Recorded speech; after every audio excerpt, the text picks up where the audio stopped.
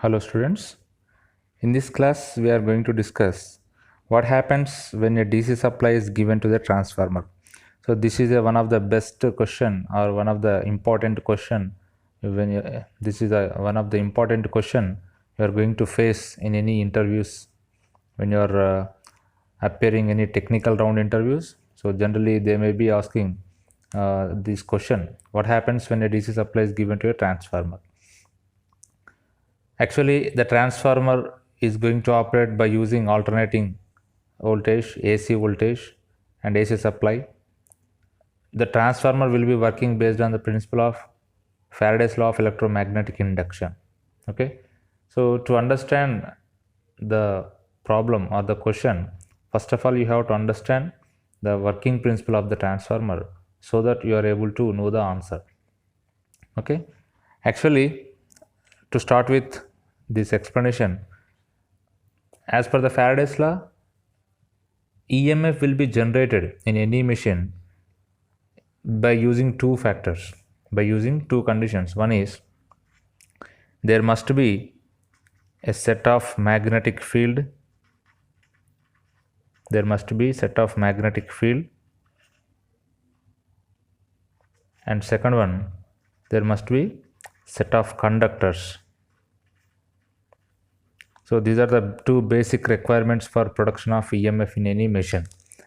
And the third one is there should exist relative motion between the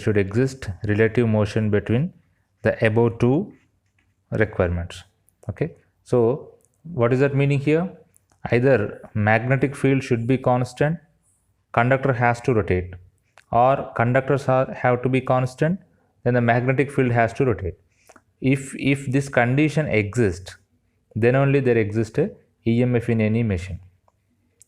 Transformer, based on the rotation of conductors, machines are classified. If the conductors are rotated, that machine can be called as a rotating machine, like a generator. But transformer is a static piece of device. That means the conductors are not going to rotate, only the magnetic field is going to be rotated.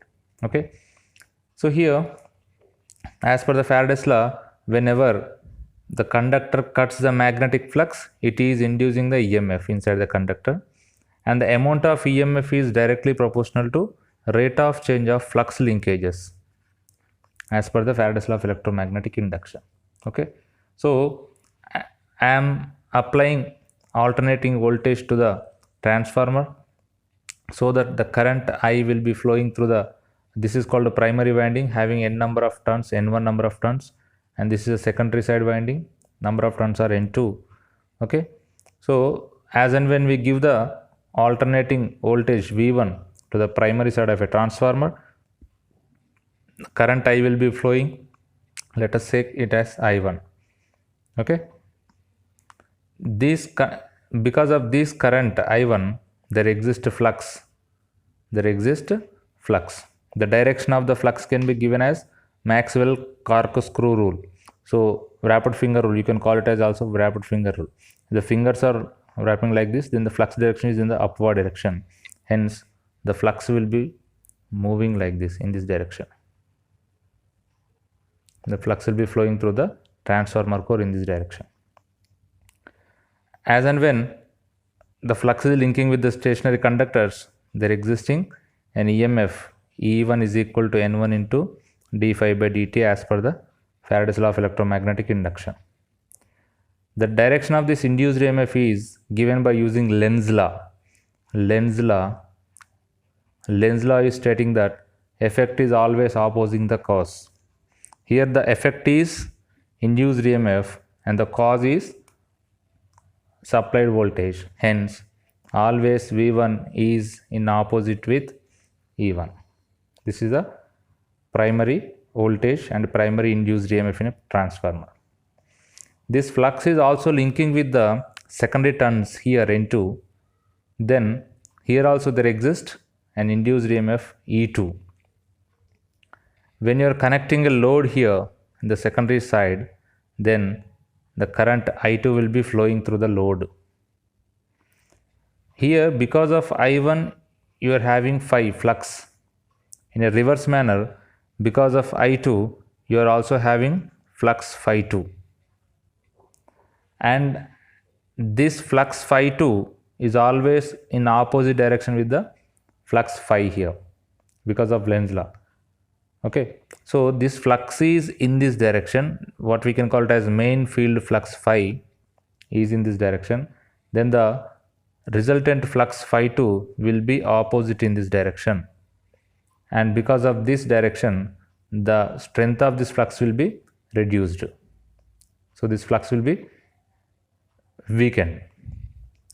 But irrespective of this supply, irrespective of this flux, the supply is kept constant, hence the resultant amount of current which is compensated by this flux is I1 dash,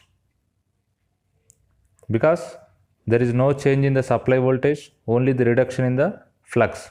The remaining amount of flux is compensated by using I1 dash.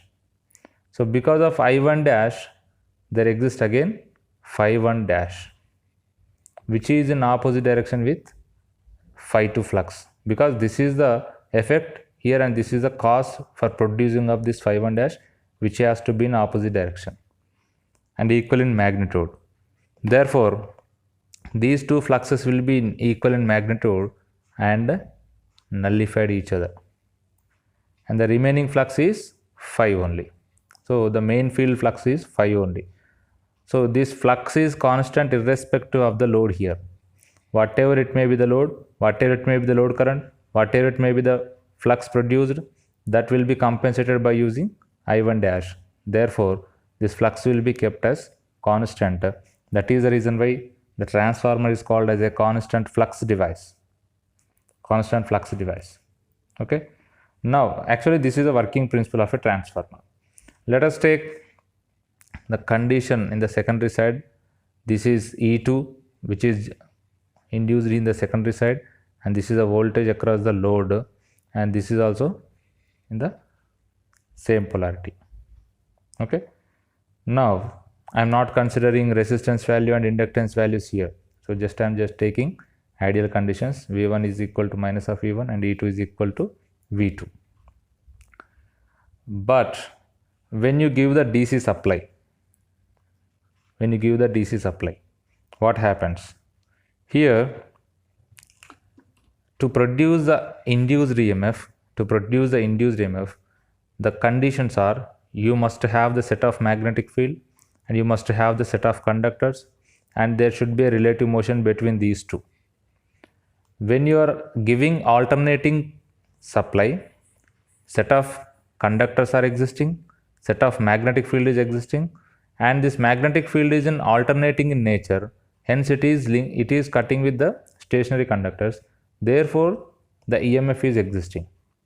But when you are giving the DC supply, DC is around constant, the flux which is produced by the DC supply is a constant flux, and also the conductors are here constant, both are constant values only.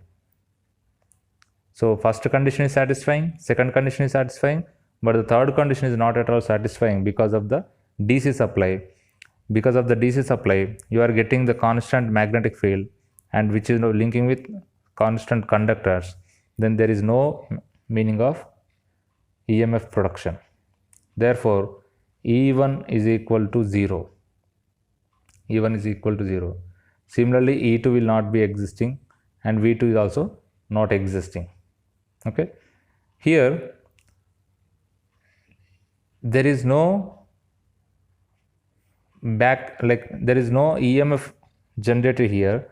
Actually, in case of AC, the EMF which is generated in opposite direction with the supply voltage, therefore the current will be under control. Okay, but here there is no opposing voltage to the primary or a supply voltage, then the current flowing through the primary will be increased.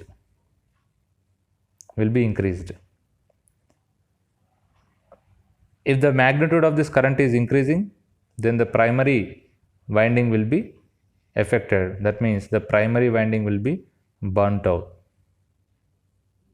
Okay. the primary winding will be burnt. So this is the first effect when you are giving the DC supply to the transformer. Because of the DC supply, there is no alternating flux, there will be a constant flux, and so that there will be no EMF. Okay, so because of there is no EMF, there is no opposing EMF generated, therefore current will be increased, and this because of the increased current, the primary winding will be burnt out. That is the first consequence.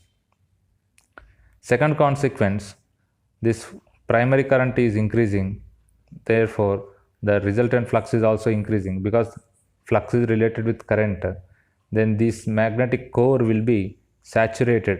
Core will be saturated. Therefore it draws more amount of input current. It draws more amount of input current. Therefore heat will be generated, heat will be increased, and the core is also going to be damaged. So this is a secondary or a second consequence. So there are two consequences when you give the DC supply to the transformer. First one is primary winding will be burnt out, and second one is core will also be damaged. So that is the reason why we should not apply DC to the transformer.